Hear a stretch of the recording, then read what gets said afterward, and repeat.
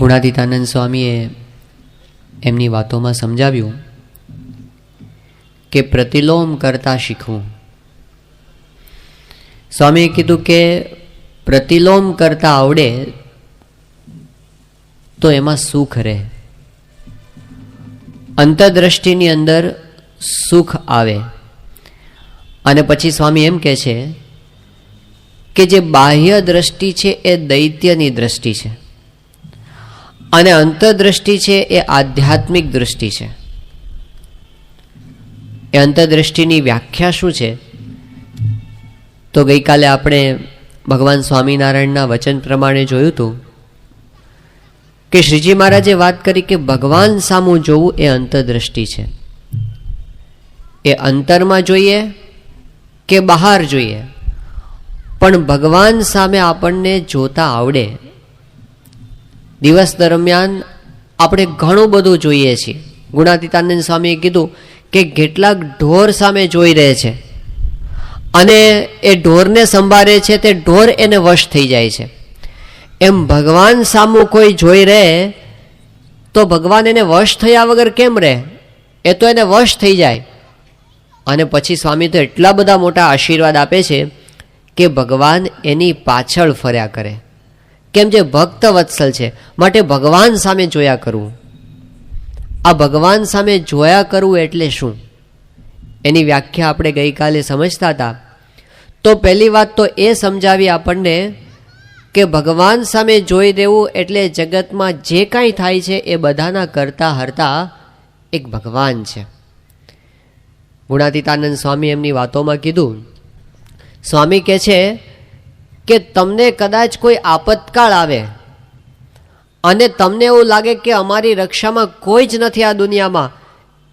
સ્વામી કે એ વખતે બીજું કાંઈ ના હોય ને તો લીલું ખડ હોય ને તો એને પણ દંડવત કરજો, એમાં રહીને અમે મદદ કરશું. એમાં રહીને ભગવાન મદદ કરશે. જેને આશરો થયો છે ભગવાનનો, એ દુનિયાના કોઈ પણ છેડે જાય, અણુ અણુની અંદર ભગવાન છે અને એમનું કર્યું બધું થાય છે. આવું જો સમજાઈ જાય, નિર્ભયતા આવી જાય.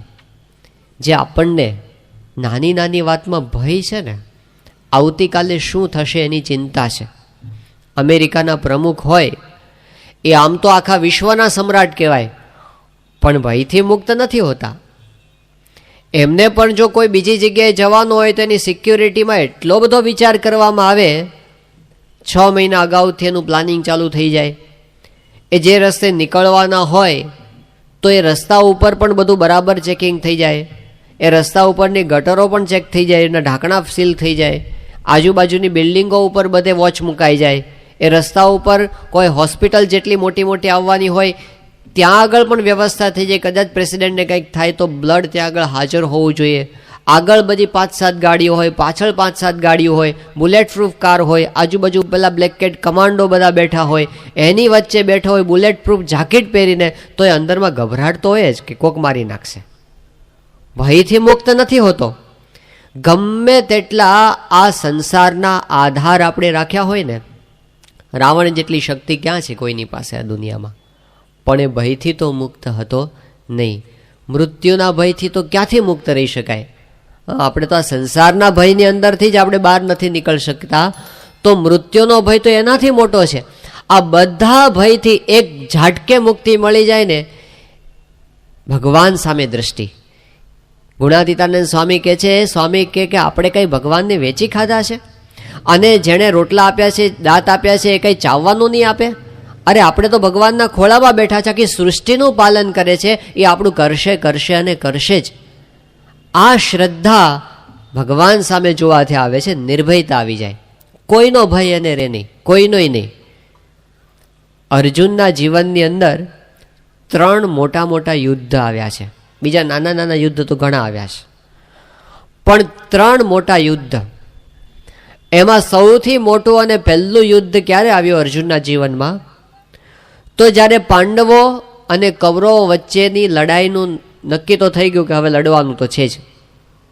બંને પક્ષના જે બધા નેતાઓ હતા એ હવે એમણે કેમ્પેઇન ચાલુ કર્યું બધું કે હવે આપણા પક્ષની અંદર બધા રાજાઓને ભેળવો, આપણું સૈન્ય મોટું કરો, આ બાજુ દુર્યોધન પ્રયત્ન કરતો, આ બાજુ યુધિષ્ઠિરને બધા ભાઈઓ મહેનત કરતા હતા, એક એક રાજા પાસે જઈને પોતાના પક્ષમાં ભેળવવા માટે સમજાવતા હતા. એ દરમિયાન શ્રી કૃષ્ણ ભગવાનની મદદ લેવા જવાનું થયું. સંબંધી હતા કૃષ્ણ તો બંનેના. દુર્યોધન પહેલા પહોંચી ગયો. કૃષ્ણ ભગવાન આરામમાં હતા અને દુર્યોધન માથા ઉપર ચડીને બેઠો ત્યાં. અર્જુન મોડો પહોંચ્યો, ભગવાનના ચરણારવિંદમાં જઈને બેઠો અને જ્યાં સુધી ભગવાન જાગે નહીં રાહ જોઈને બેઠા હતા બંને. અને થયું એવું કે જ્યારે શ્રી કૃષ્ણ ભગવાનની આંખ ઉઘડી, સામે અર્જુન પહેલા દેખાયો. એણે કીધું, અરે અર્જુન, ક્યારે આવ્યો તું? કે પ્રભુ હું હમણાં આવ્યો. કે કેમ આવવાનું થયું? કે બસ મારે તમારી મદદની જરૂર છે યુદ્ધમાં, એટલે મદદ માગવા આવ્યો છું. ત્યાં તો દુર્યોધનને થયું આ તો બધું લઈ જશે, એટલે એણે કીધું કેશવ હું આવ્યો છું અને હું યુદ્ધમાં મદદ લેવા માટે આવ્યો છું અને અર્જુનની પહેલાં આવીને બેઠો છું. એટલે શ્રી કૃષ્ણે કીધું કે દુર્યોધન, હું તને પણ મદદ કરીશ, હું કોઈને નિરાશ કરીશ નહીં. પણ આ અર્જુન છે એના ઉપર મારી દ્રષ્ટિ પહેલાં પડી છે અને અર્જુન તારા કરતાં ઉંમરમાં નાનો છે. એટલે પેલી ચોઈસ છે ને, મારી પાસે બે વિકલ્પો છે. એક બાજુ મારું આખું સૈન્ય છે, મારા એક અક્ષૌહિણી સેનાના યાદવ યોદ્ધાઓ છે, જેનો એક એક યોદ્ધા મારા જેવો બળવાન છે, અને બીજી બાજુ હું એકલો છું અને મારી આ યુદ્ધમાં પ્રતિજ્ઞા છે કે હું શસ્ત્ર હાથમાં ઝાલવાનો નથી. હવે અર્જુન, પસંદગી તારી, બેમાંથી તારે શું જોઈએ છે? જે વધે એ દુર્યોધનના ભાગે આવશે. ખરું યુદ્ધ તો અહીંયા જ હતું. જે ખરેખરું યુદ્ધ હતું ને, એક બાજુ આખી સેના છે, બળવાન છે, શસ્ત્રો છે, અને પેલા કે હું લડવા નથી, શું કરવાના ત્યારે તમને? પણ અર્જુન એ આ યુદ્ધની અંદર પાર પડી ગયા. આ સંગ્રામમાં એણે કીધું કે પ્રભુ તમે શું સમજો છો? મારે શસ્ત્રોની જરૂર છે? મારે આ દુનિયાના લોકોની જરૂર છે? અરે દુનિયાના લોકો બધા ભેગા થાય ને, મારે એની જરૂર નથી, મારે તમારી એકની જરૂર છે. અને તમે શસ્ત્ર ઝાલો કે ન ઝાલો, તમે મારા પક્ષમાં હોય એટલું જ મારે જોઈએ છે. તમે આશીર્વાદ આપજો ને, મારું કામ થઈ જશે. આ વિશ્વાસ હતો અર્જુનને.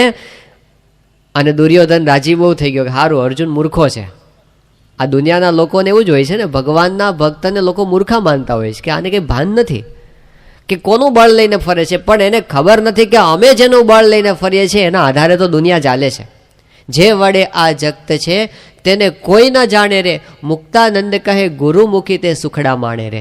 કે જેને ગુરુમાં વિશ્વાસ આવે એને સમજાય કે આ દુનિયાની અંદર જેનું કર્યું થાય છે ને એ મારી સાથે છે, એ મારી ભેગા છે, અને એને શસ્ત્ર ઝાલાવે કે એના સંકલ્પે કામ થાય છે. આટલો વિશ્વાસ હતો અર્જુનને અને દુર્યોધનને વિશ્વાસ નહોતો.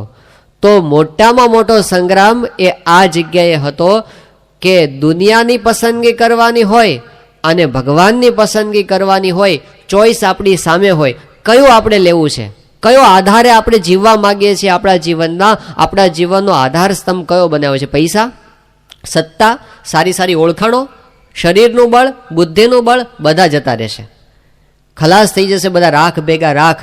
પણ એક બળ શાશ્વત બળ છે જે હંમેશા આપણી સહાય કરવાવાળું છે, એ છે ભગવાનનું બળ. અને એ અર્જુને લઈ લીધું. પહેલો સંગ્રામ અહીં થયો. બીજો સંગ્રામ ક્યારે થયો? તો જ્યારે બે સેનાઓ સામસામે ગોઠવાઈ ગઈ અને પછી અર્જુને કીધું કે મારે જોવું છે સામે, મારે કોની કોની સામે લડવાનું છે. સેનયોર ઉભયોર મધ્ય રથમ સ્થાપય મેચ્યુત. કે બે સેનાઓની વચ્ચે મારા રથને ઊભો રાખો કે મારે એ જાણવું છે કૈર્મયા સહયોદ્ધવ્યમ, મારે કોની સાથે લડવાનું છે એ મને જોવા દો, વચ્ચે ઊભો રાખો. અને રથ વચ્ચે ઊભો રહ્યો. અર્જુને સામા પક્ષની અંદર જોયું તો પોતાના સગાવાલાને જોયા, મિત્રોને જોયા, ગુરુઓને જોયા, કાકાઓને, મામાઓને, પિતામહોને, બધાને જોયા. અને અર્જુનના હાથ ઢીલા પડી ગયા. એ વખતે એમને જે અનુભવ થયો, અર્જુન આટલો બળવાન યોદ્ધા, જીવનમાં ક્યારેય પોતે પાછો પડ્યો નથી એવો શૂરવીર, પણ એ વખતે એને અનુભવ થવા માંડ્યો. એ કહે છે કે મને તો બહુ વિચિત્ર અનુભવ થવા માંડ્યા. એ કહે છે સિદંતી મમ ગાત્રાણી, મારું શરીર મારા અંગો બધા શિથિલ થઈ ગયા છે. મુખમ ચ પરિશુષ્યતિ, મારું મોઢું સુકાવા માંડ્યું છે. વેપથુશ્ચ શરીરે મેં, મારા શરીરમાં ધ્રુજારી છૂટવા માંડી છે. રોમ હર્ષશ્ચ જાયતે, મારા રૂવાડા ઊભા થઈ ગયા છે. ગાંડીવમ સંસ્રતે હસ્તાદ, હાથમાંથી ગાંડીવ સરી પડે છે. ત્વક ચૈવ પરિદહ્યતે, મારી ચામડી બળવા માંડી છે. ન શકનો મેં અવસ્થાતુમ, કે હું ઊભો રહી શકતો નથી, એટલા બધા મને ચક્કર આવે છે. ભ્રમતીવ મેં મનઃ, મારું મન ભમવા માંડ્યું. આ સાયકિક પેશન્ટ હતો અર્જુન. એ વખતે એમનું બ્લડ પ્રેશર જો કોઈ માપ્યું હોય તો 170-80 સુધી પહોંચી ગયો હોત. આજના ડૉક્ટર હોત તો એને ગોળી ખવડાવત. પણ શ્રી કૃષ્ણ ભગવાને જ્ઞાનની ગોળી આપી, જ્ઞાનની ગોળી. અને એનાથી અર્જુનને અત્યંત રાહતનો અનુભવ થયો. અને જે અર્જુન આમ ધ્રુજારી થતી હતી ને ઊભો નહોતો રહી શકતો, એ અર્જુન પોતે કહેવા માંડ્યો કે હવે હું પ્રસન્ન છું, હવે મને કોઈ જ પ્રકારની ભ્રાંતિ નથી. ઉત્સાહમાં આવી ગયો એકદમ. પણ અર્જુનના જીવનમાં બીજી લડાઈ અહીંયા હતી, મારે લડવું નથી. એને અજ્ઞાનનું એક આવરણ આવી ગયું, એની આગળ માયાનું આવરણ આવી ગયું, મોહનું આવરણ આવી ગયું. એની સામે એની લડાઈ હતી, એ બીજી લડાઈ હતી. પહેલી લડાઈ એ ભગવાનમાં શ્રદ્ધા નહોતી બેસતી એને, એમાં એને આગળ વધીને શ્રદ્ધા કેળવવાની હતી, એમાં એ પોતે જીતી ગયો. બીજાની અંદર એને ધર્મ આડો આવતો હતો, મનનો માનેલો, એ પણ એને હટાવી દીધો શ્રી કૃષ્ણ ભગવાનના બળે.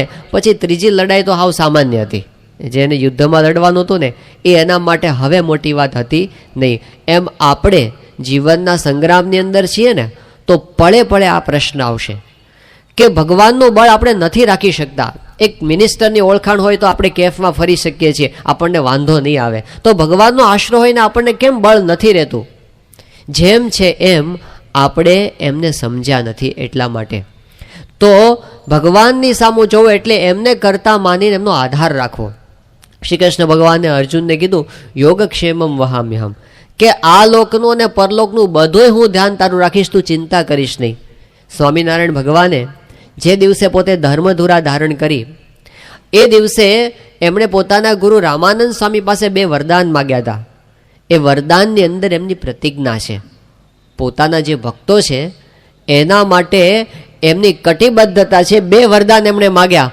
પહેલું વરદાન એમણે એ માગ્યું કે મારા ભક્તના ભાગ્યની અંદર જો ભિક્ષાપાત્ર હશે તો હું ભીખ માગીશ, મારા ભક્તને ક્યારે અન્ન વસ્ત્રથી દુઃખી નહીં થવા દઉં. આ એમનું વરદાન છે. બીજું એમણે એમ કીધું કે મારા ભક્તને જો એક વીછીના ડંખની વેદના થવાની હશે, કરોડ ગણી વેદના હું સહન કરીશ, પણ હું મારા ભક્તને દુઃખી થવા દઈશ નહીં. આ એમનું વરદાન છે, એ પાળતા આવ્યા છે. અને ત્રીજી એક વાત એમણે પોતે કરી, એમણે કીધું કે મારા જનને અંતકાળે જરૂર તેડવા આવવું, બિરુદ મારું એના બદલે સર્વે જનને જણાવવું. મારા જનને અંતકાળે જરૂર તેડવા આવવું. અંતકાળ આવશે ત્યારે હું જઈને ઊભો રહીશ. આ વરદાન એમણે આપેલું દીધું કે આ લોકમાં ને પરલોકમાં તમે નિર્ભય થઈ જજો, મારા થઈ જજો, બાકી હું તમારી રક્ષા કરનારો બેઠો છું. અને એમણે કરી છે. આજ સુધી આપણને દેખાય છે એમણે આ લોકમાં ને પરલોકમાં ક્યાંય પોતાના આશ્રિતોને દુઃખી થવા દીધા નથી. તું મારી જકરમાં તો હું તારી ફકરમાં. ગુણાતીતાન સ્વામી કહે છે જેમ પાપણ આંખની રક્ષા કરે છે, પાપણને કહેવું પડે કે જોજે પેકેક આવે છે, તું બંધ થઈ જા, કેવું જ ન પડે. એ રિફ્લેક્સ એક્શન છે. કોઈ હાથ ઊંચો કરે ને પાપણ બંધ થઈ જ જાય. જેમ પાપણ આંખની રક્ષા કરે છે, જેમ હાથ કંઠની રક્ષા કરે છે. કોઈ મારવા માટે લાકડી ઉગામે, હાથ એમની મેળા આડો આવી જાય. મગજ આદેશ કરે પહેલાં હાથ કંઠની રક્ષા કરે છે, માવતર છોકરાની રક્ષા કરે છે. એમ ભગવાન અને સંત છે ને એ પોતાના ભક્તની રક્ષામાં. બેને કેવું ન પડે, આ બાળકો બેઠા છે એને ઘરે કેવું પડે કે પપ્પા મને સાંજે ખાવાનું આપશો? કેવું પડે એને? એ પૂછવું પડે તમે મને કપડાં લઈ દેશો, તમે મને સ્કૂલની ફી ભરી આપશો? પૂછવાનું જ ન હોય. વિશ્વાસ છે મારા પપ્પા છે, મને કોઈ વાતની મને ખામી રહેવા દેશે નહીં, મારું બધું જ ધ્યાન રાખશે. એ આપણા મા બાપ પ્રત્યે આપણને એટલો વિશ્વાસ છે. એવો વિશ્વાસ, અતિ દ્રઢ વિશ્વાસ એ ભગવાન પ્રત્યે રાખવો એ ભગવાનના કરતાપણાનું અનુસંધાન છે.